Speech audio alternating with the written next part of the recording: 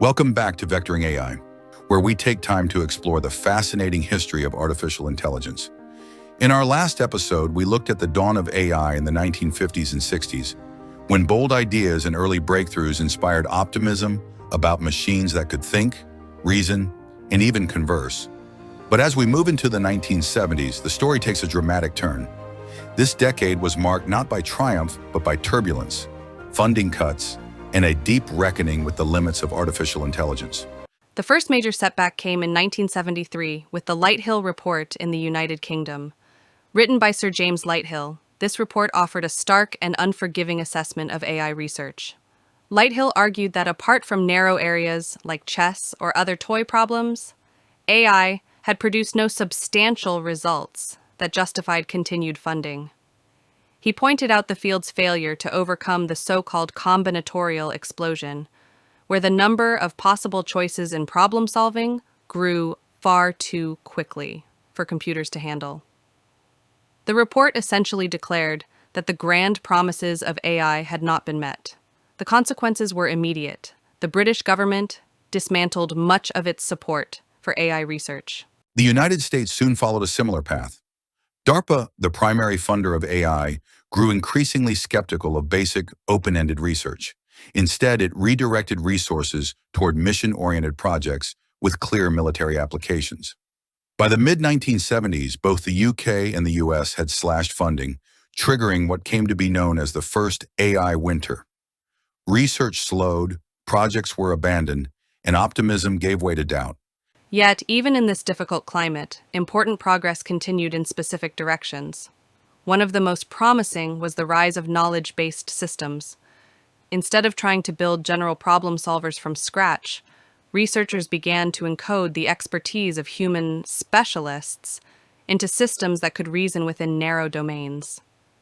In 1972, the programming language Prolog was developed in France by Alain Kolmerauer and Philippe Roussel.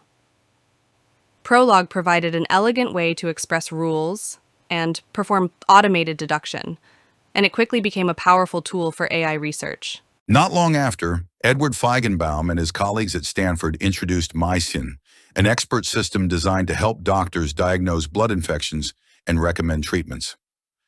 Built in 1974, MYCIN relied on about 400 handcrafted rules. In testing, it performed about as well as expert physicians. Around the same time, another system called DENDRAL was developed to identify chemical structures using mass spectrometry data. DENDRAL could outperform human chemists in certain tasks.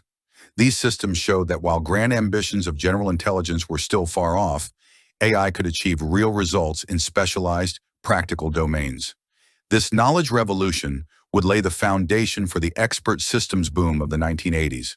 Robotics also moved forward despite the broader funding slump. Building on the legacy of Shakey the robot, researchers refined planning algorithms that allowed machines to reason about sequences of actions. In 1979, Hans Moravec and his team at Stanford developed the Stanford Cart, a robotic vehicle that could navigate obstacle courses using computer vision. The cart was slow, it took hours to move through a few chairs, but it demonstrated that autonomous navigation was possible. This work planted the earliest seeds of what we now know as self-driving technology. The 1970s were not only a time of technical challenges, but also of philosophical critique. In 1972, the philosopher Hubert Dreyfus published What Computers Can't Do, arguing that human intelligence is deeply tied to embodied experience and cannot be reduced to formal rules.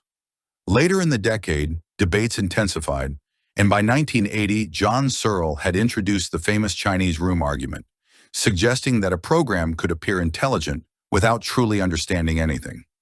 These critiques forced researchers to confront uncomfortable questions. Were AI systems genuinely intelligent, or were they simply manipulating symbols without meaning? By the close of the 1970s, artificial intelligence had weathered its first winter. Funding had been cut, promises had been scaled back, and researchers had learned hard lessons about the danger of overconfidence. Yet the decade was not one of failure alone. The rise of expert systems, advances in robotics, and new philosophical debates all enriched the field. AI was no longer just about grand visions of human-level intelligence. It was beginning to find its place in specialized applications and real-world contexts. As the 1980s approached, a new wave of optimism was building. The seeds planted in the difficult 1970s, in expert reasoning, in robotics, and in knowledge representation, were about to bear fruit in ways that would surprise both skeptics and believers. In our next episode, we will step into the 1980s. When expert systems took center stage, AI entered industry, and the field once again found itself on the rise. Thanks for tuning in to Vectoring AI. If you enjoyed this episode, don't forget to like, subscribe, and share the channel. Stay with us as we continue exploring the unfolding journey of artificial intelligence.